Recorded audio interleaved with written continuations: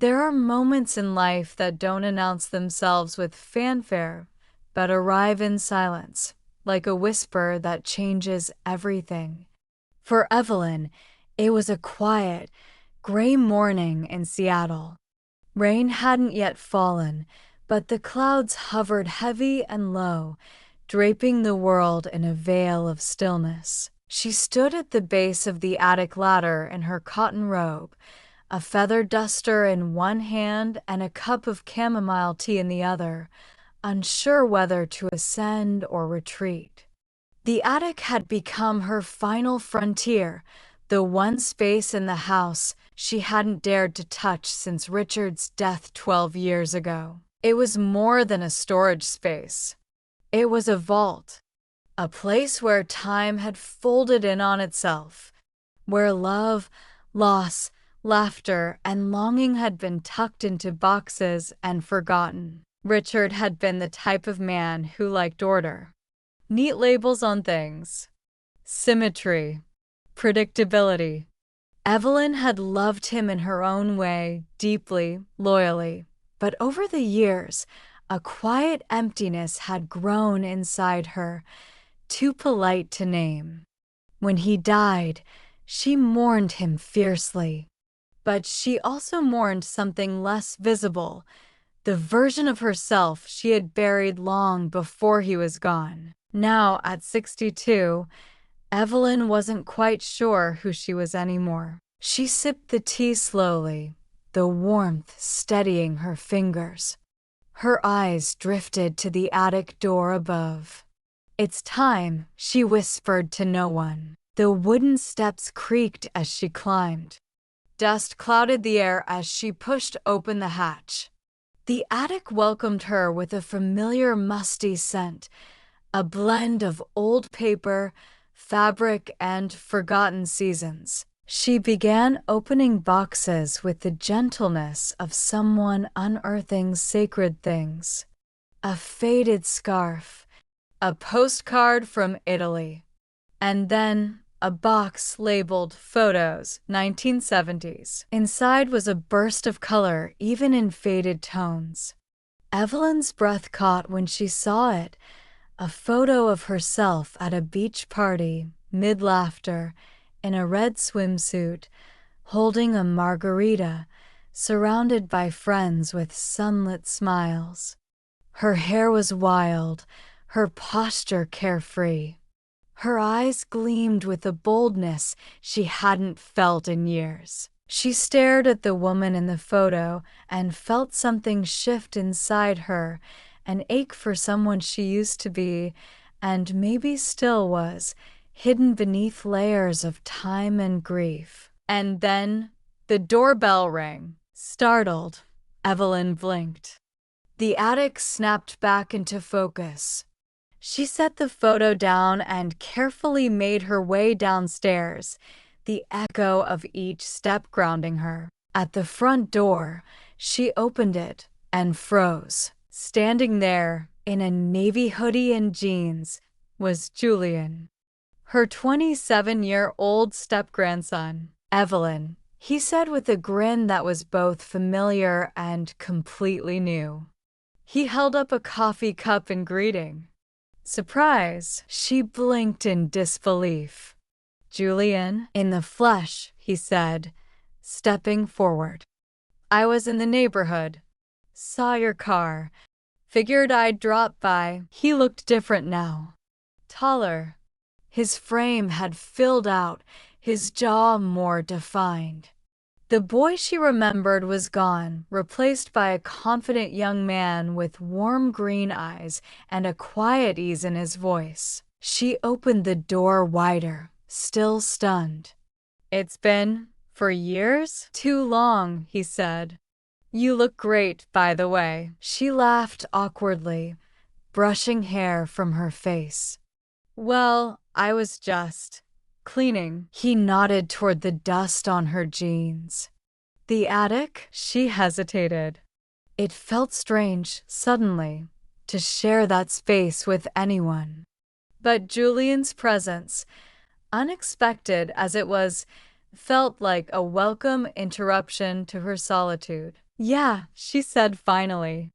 The attic. Need a hand. She thought about saying no, about preserving the distance.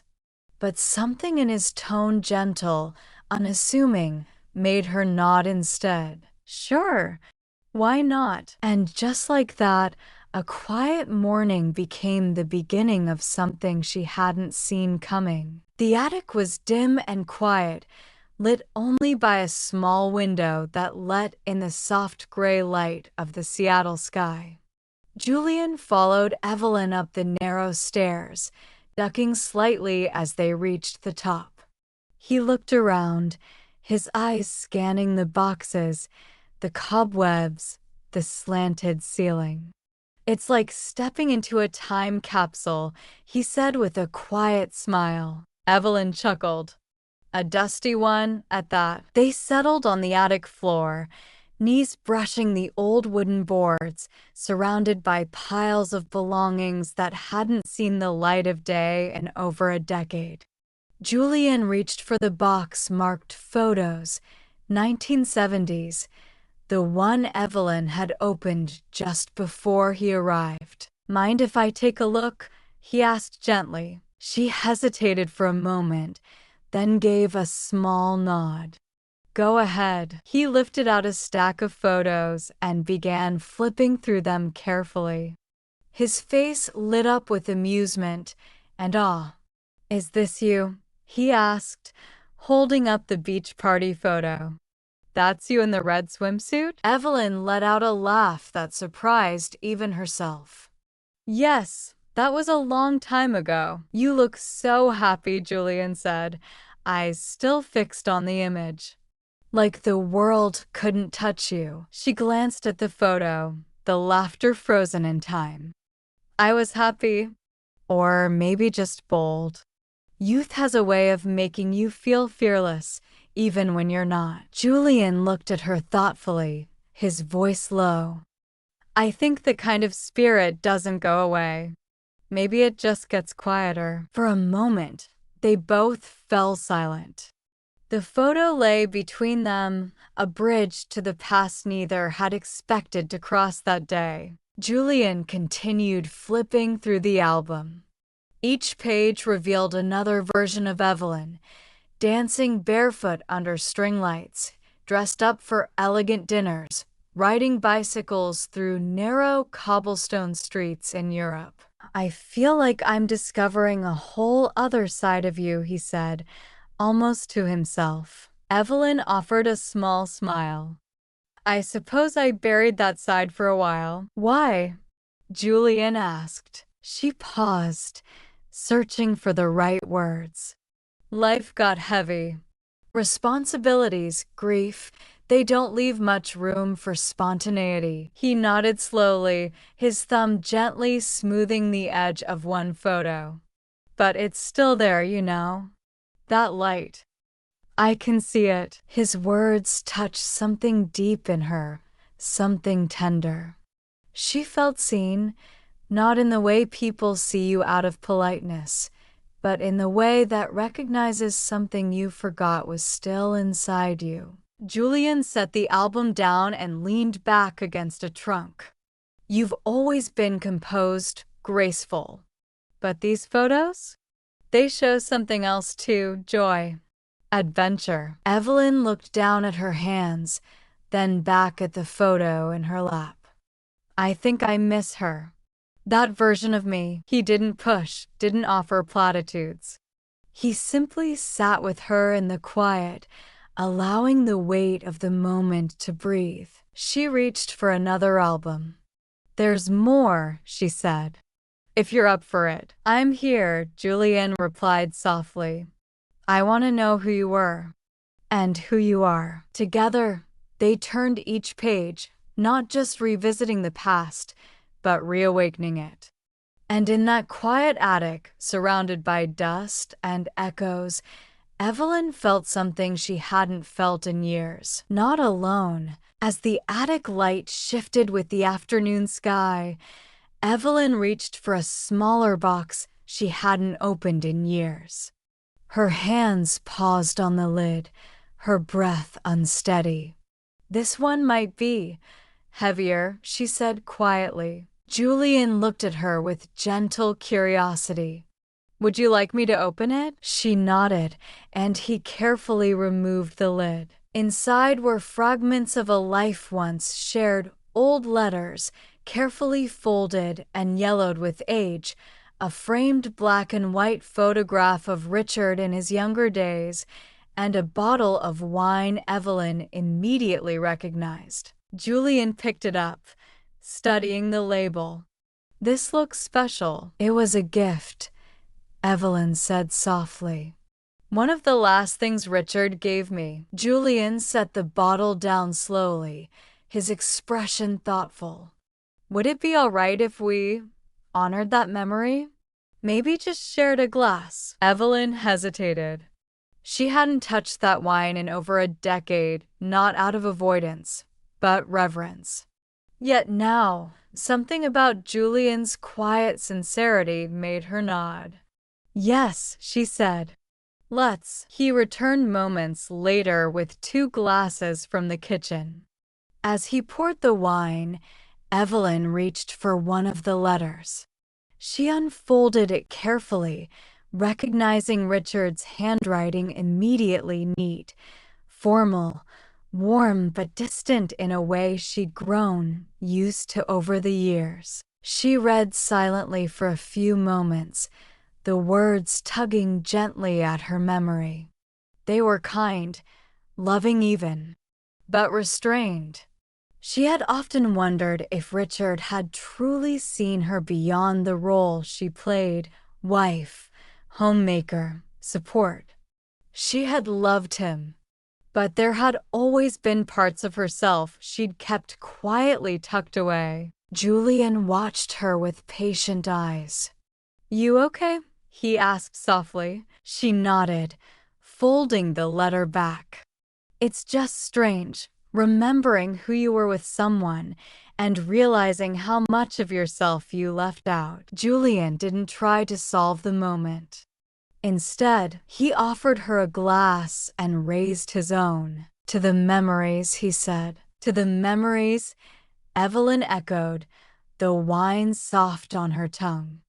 It tasted of time, aged, familiar, and unexpectedly comforting. They sat in silence for a while, sipping, letting the attic speak its quiet language.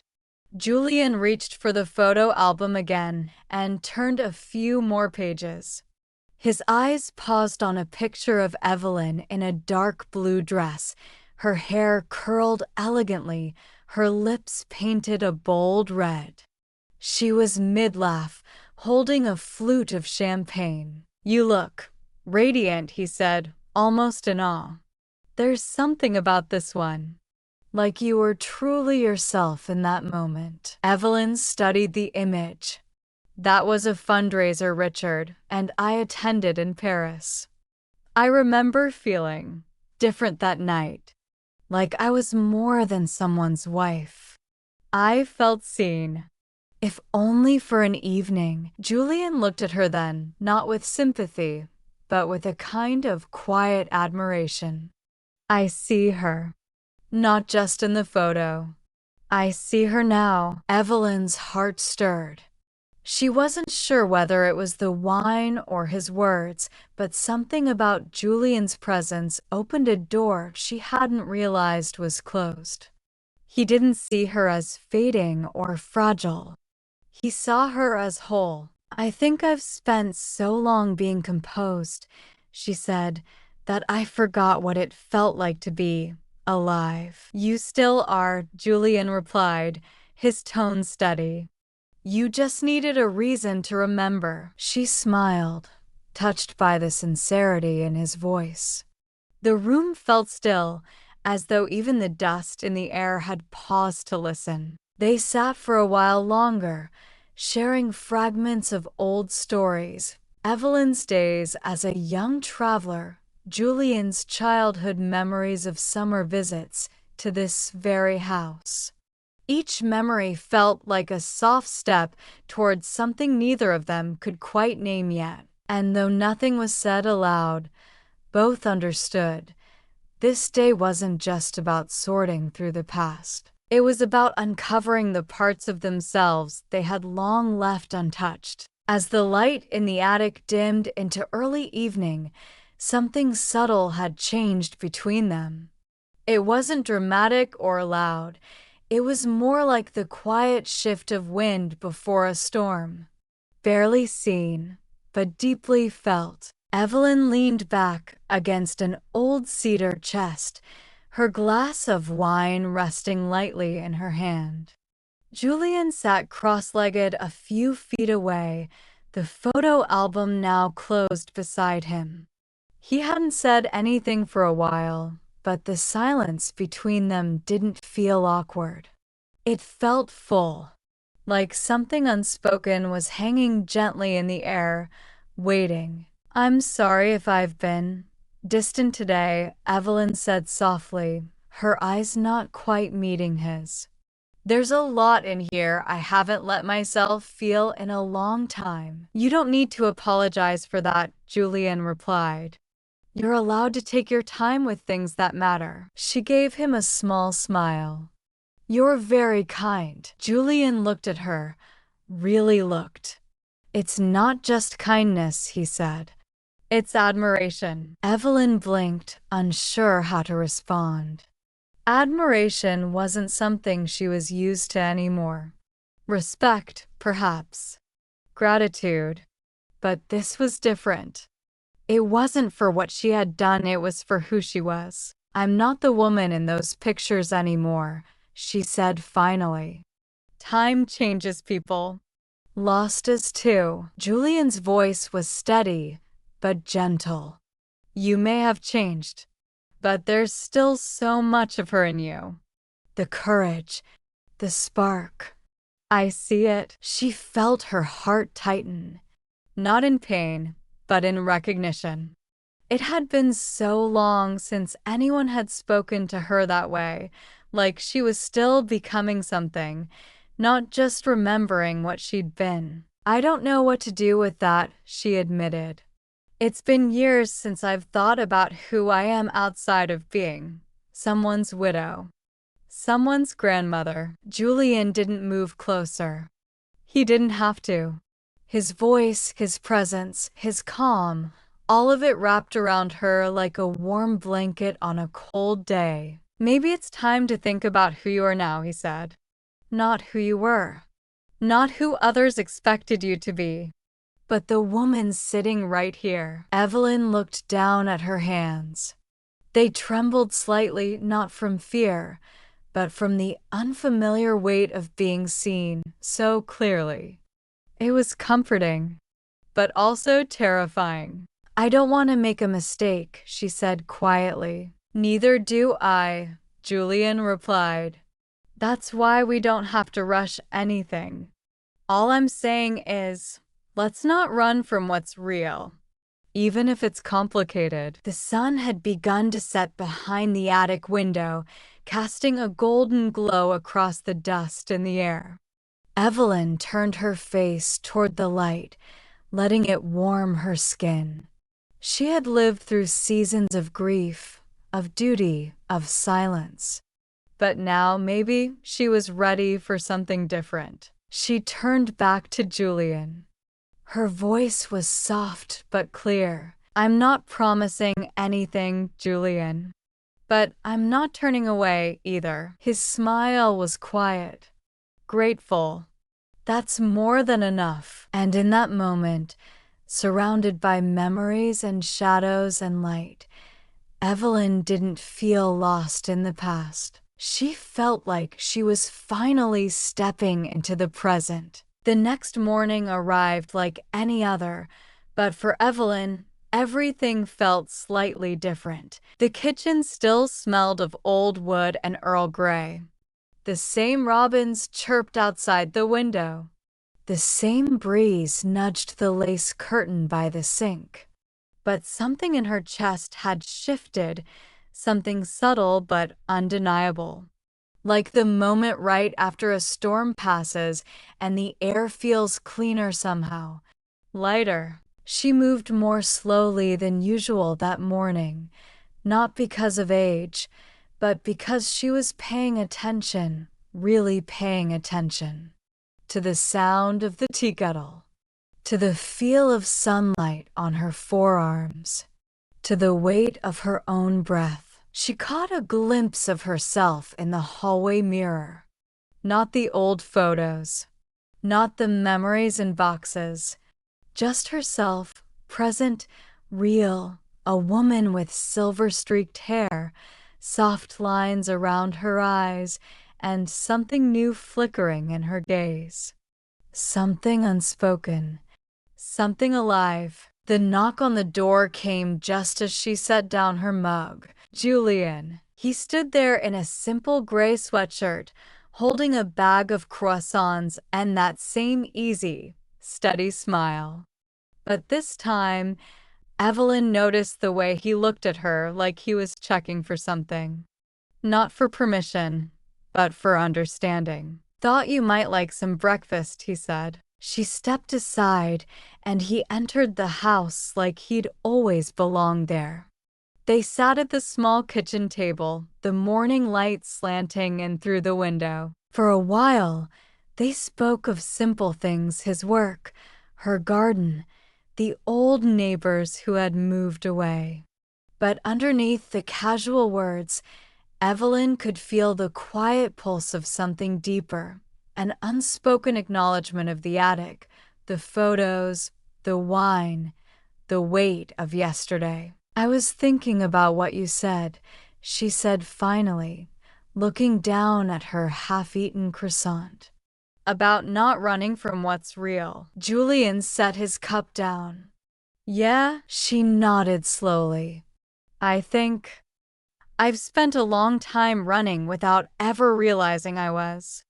From who I was, from what I still wanted, even from people who saw me too clearly." He didn't speak right away, letting her words settle. "I'm not afraid of being seen anymore," she continued.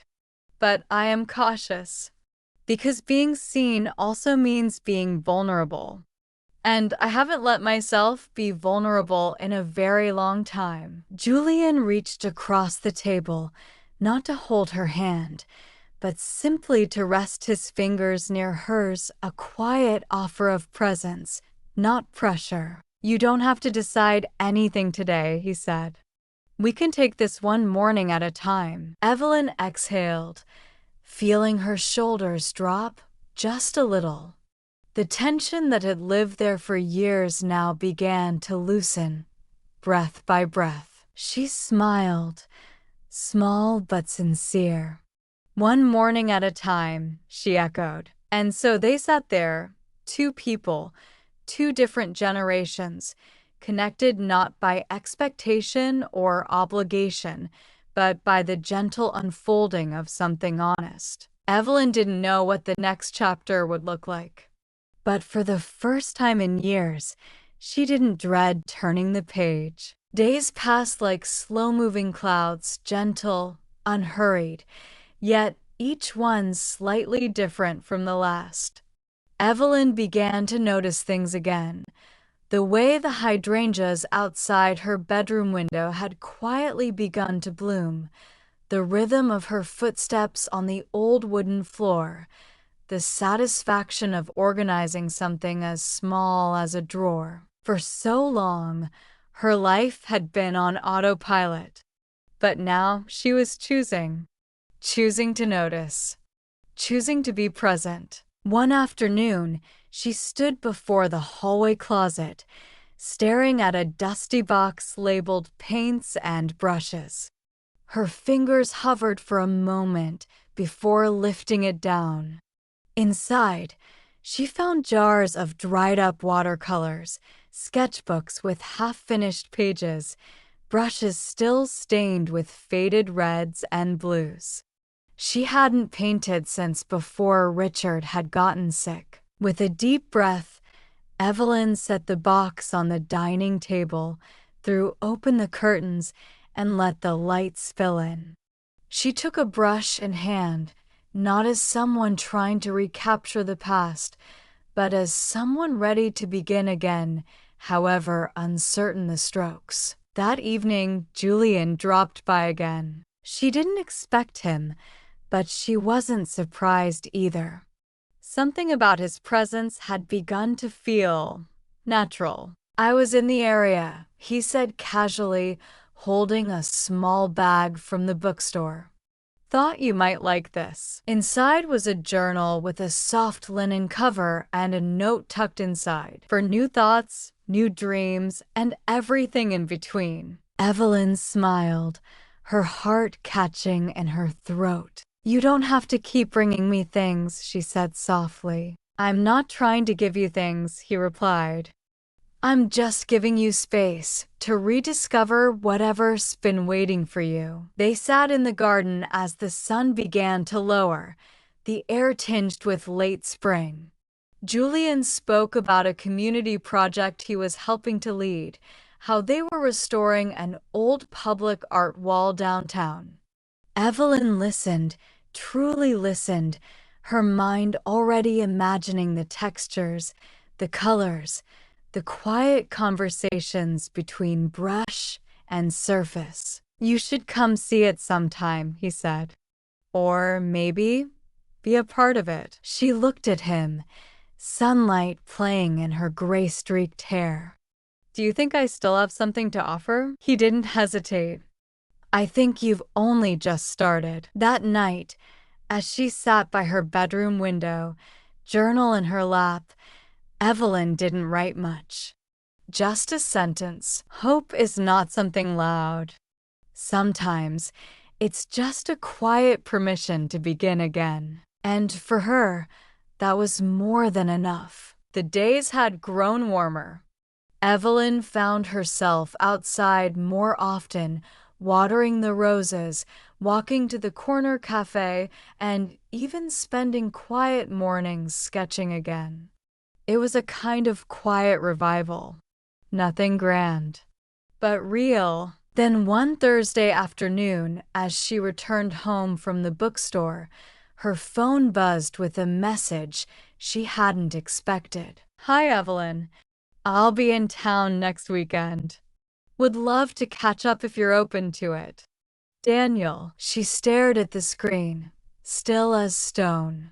Daniel. He had been Richard's closest friend, and for a time, Evelyn's quiet confidant during Richard's illness. They had lost contact not long after the funeral, when grief turned everything foggy and unspoken feelings were buried deeper than words could reach. For a brief moment, Evelyn felt the years collapse. She wasn't sure if the flutter in her chest was nervousness, excitement, or dread. The following weekend, Daniel arrived. He hadn't changed much. Still tall, still measured in movement and voice. A little grayer around the temples. They sat on the porch with glasses of iced tea between them, like two people who once shared something but had no name for it. "You look well," he said after a long pause. "I feel different," Evelyn replied, her voice gentle. Daniel smiled. "I can see that. There's something lighter in your eyes." They spoke of old times. Richard's laugh. The garden they had planted together one spring. His favorite jazz records. But the conversation drifted, naturally, into quieter territory. "Sometimes," Daniel said, his tone cautious, "I wonder if we missed something back then. Something that never had the space to become what it could have been." Evelyn didn't answer right away. The truth was she had wondered that, too. For years, she had folded those thoughts neatly into the corners of her memory and left them untouched. And yet, sitting there now, she realized something else. She wasn't the woman Daniel had once known. Not entirely. Julian's face came to mind, not with heat or confusion, but with clarity. The talks, the silences, the way she'd begun to feel like herself again, not because of what someone saw in her, but because of how she was starting to see herself. "I think," she said carefully, "some things are meant to pass quietly through our lives. Not to be held onto, but to remind us of who we were becoming." Daniel nodded. "And Julian?" She looked up sharply. "How do you?" "I saw the painting you posted online," he said. His name was in the caption. Evelyn gave a small laugh, one of surrender rather than surprise. "It's complicated. I'm not here to judge," Daniel replied softly. "Just to say that you deserve whatever joy finds you, even if it comes from places you never expected." When Daniel left, he didn't ask for anything more. He simply hugged her, warm and familiar, and whispered, "It was good to see you again." And Evelyn meant it when she whispered back, "You too." That night, she stood alone in the kitchen, the air thick with memory. But for the first time, the past didn't feel like a weight, it felt like a lesson. One she had finally learned. As she turned off the lights and walked toward the stairs, her phone buzzed again. "I saw your new sketch. It's beautiful. Proud of you. Julian." She smiled. The past had come to visit, but the future had already begun. Summer arrived quietly that year. The kind of summer that didn't rush in with heat waves or fanfare, but crept gently through the garden, coaxing open the petals of Evelyn's lilies and softening the breeze that swept through her open windows. Evelyn stood at the edge of her porch one morning, barefoot, a mug of warm tea in her hands. The world looked the same, but she wasn't. She had made no grand announcements, no dramatic decisions, only small, deliberate choices. She began painting again, every day now, not to recreate the past, but to explore what still stirred in her. She volunteered for the community mural project Julian had told her about. Not for him, for herself. And in doing so, she discovered something unexpected: joy in participation. Joy in mess, in color, in imperfection. She no longer waited for life to knock at her door.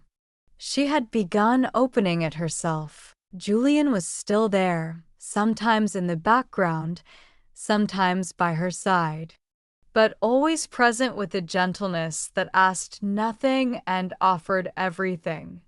Their connection had deepened, not through declarations, but through presence. Trust, listening, shared silence. One late evening, as the sky turned lavender and gold, they sat side by side in her garden, the scent of fresh soil and jasmine in the air. Evelyn broke the stillness. "You know," she said softly, "if someone had told me a year ago that I'd feel like this again, hopeful, uncertain, but alive, I wouldn't have believed them." Julian smiled, not looking at her but at the stars slowly appearing overhead. "Sometimes it takes everything falling still for you to finally hear what your heart's been whispering all along." She nodded. "And what if I'm still afraid?" He turned toward her then, his voice steady. "Then you move forward anyway. One breath. One brushstroke. One sunrise at a time." She didn't answer. She didn't need to, because in that moment, Evelyn knew this quiet, brave becoming was her new beginning. Not defined by who she'd been or even by who stood beside her, but by the truth that had taken her a lifetime to embrace: that it is never too late to feel again, to begin again, to choose yourself. And so she did.